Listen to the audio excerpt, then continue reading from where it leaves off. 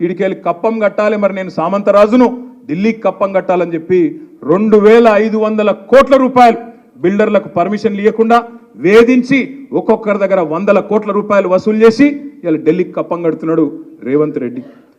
మొత్తం ఇసుక దందా మంత్రులు, రైస్ మిల్లర్లను బెదిరించుడు, క్రషర్లను పిలిచి బెదిరించుడు, మళ్ళీ ఇవన్నీ బయటికి రాకుండా చేసేందుకు ఏం చేయాలి? 6 గ్యారంటీలు పక్కకు పోయినాయి, ఇప్పుడు 6 గారడీలు మోపైనాయి. 6 గారడీలు అంటే ఏంటి?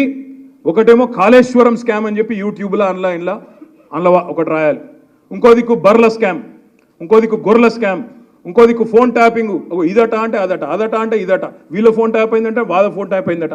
నిన్న చూసిన దగ్గర నేను 10 లక్షల ఫోన్లు ట్యాప్ చేసిండు కేసీఆర్. చేస్తే గీస్తే ఒకడో ఇద్దరో లుచ్చగారుల ఫోన్లు ట్యాప్ చేసి ఉండొచ్చు, నాకేమెరక కానీ చేస్తే చేసి ఉండొచ్చు, దొంగలై లంగలి, ఎందుకంటే పోలీసుల పని అది.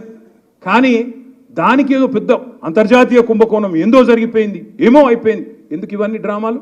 ఎందుకంటే ప్రజల మనసు అటెన్షన్ డైవర్ట్ చేయాలి. దేని మీదకెళ్ళి డైవర్ట్ చేయాలి? రైతు బంధు ఇస్తలేదన్న దాని మీదకెళ్ళి డైవర్ట్ చేయాలి, మహిళలకు 2500 వస్తలేదన్న దాని మీదకెళ్ళి డైవర్ట్ చేయాలి, పెద్ద మనుషులకు 4000 పెన్షన్ వస్తలేదన్న దాని మీదకెళ్ళి అటెన్షన్ డైవర్ట్ చేయాలి. దేని మీదకి తిప్పాలి దీన్నంతా? అగో ఏదో జరిగిపోయిందట, కుంభకోణమాట, లంబకోణమాట. అరే రేవంత్ రెడ్డి గారు, ముఖ్యమంత్రిగా నువ్వే ఉన్నావు, చేతనైతే దమ్ముంటే ఈ లీకులు బంద్ చేసి చర్యలు తీసుకునేది ఉంటే తీసుకో, మేము వద్దంటలేం. కానీ ఈ పనికి మాలిన డ్రామాలు ఆపు. అప్పట్లో నాగార్జునదో సినిమా వచ్చిండే, అందులో పాట ఉంటుంది గ్రీకు వీరుడు అని. ఈయననేమో లీకు వీరుడు రేవంత్ రెడ్డి. ఎందుకంటే నాకు ముఖ్యమంత్రి పదవి నడపత్తలేదు, ఏం చేస్తుండ్రు? రోజొక్క లీకు, అదేదో స్కామ్ అయింది, ఇదేదో స్కామ్ అయింది. డైరెక్ట్గా చెప్పారు అదరాబాయ్, నాకు అర్థం కాదు, సీదా చెప్పు, ఈ తప్పు అయింది, వీని పట్టుకున్నాం అని లోపలేసామని చెప్పు. దానికి ఇక్కడ లీక్ ఇచ్చుడు, అక్కడ లీక్ ఇచ్చుడు, యూట్యూబ్లో ఎవరినో ఎల్లనను మళ్ళనను పట్టుకొని వాంతో చెప్పించుడు, తుల్లారలేస్తే తిట్టిపిచ్చుడు, ఫాల్తు మాటలు ఎందుకు నాకు అర్థం కాదు. ధైర్యం ఉంటే చెయ్యి, ముఖ్యమంత్రి నువ్వు, అధికారం నీది, తప్పులేం జరిగినాయో బయట పెట్టు, లోపలే ఎవరెవరు నేస్తావో మేము వద్దంటలేం కదా. అది ఏమి చేయకుండా రైతు రుణమాఫీ అడుగుతారేమో, ఈ బల కొడతారేమో. అందుకే నిన్న మా హరీష్ రావు గారు మంచి స్టేట్మెంట్ ఇచ్చిండు. మీరు కూడా దయచేసి మేడ్చల్లో చెప్పాలా, రైతులకు చెప్పాలా. రేవంత్ రెడ్డి మాట్లాడతాడు, పెద్ద పెద్ద మాటలు మాట్లాడతాడు.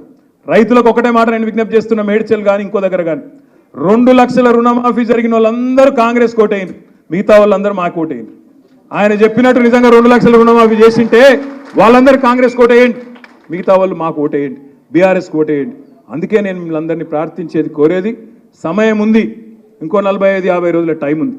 ఎక్కడోళ్ళం అక్కడ మన పోలింగ్ బూత్లో, ఎన్ని బూత్లేమి 3000 ఉంటాయి, ఇంకెక్కువ ఉంటాయి, 3000 కాదు ఎన్ని పోలింగ్ బూత్లు? 3100 పోలింగ్ బూత్లు ఉన్నాయి. భారతదేశంలోనే అతిపెద్ద నియోజకవర్గం మరి మన నియోజకవర్గం, పార్లమెంట్ నియోజకవర్గం. ఇది గెలవాలంటే తప్పకుండా ఏ బూత్ కా బూత్లోనే మీరే కథానాయకులు కావాలి, మీరే కదలాలి.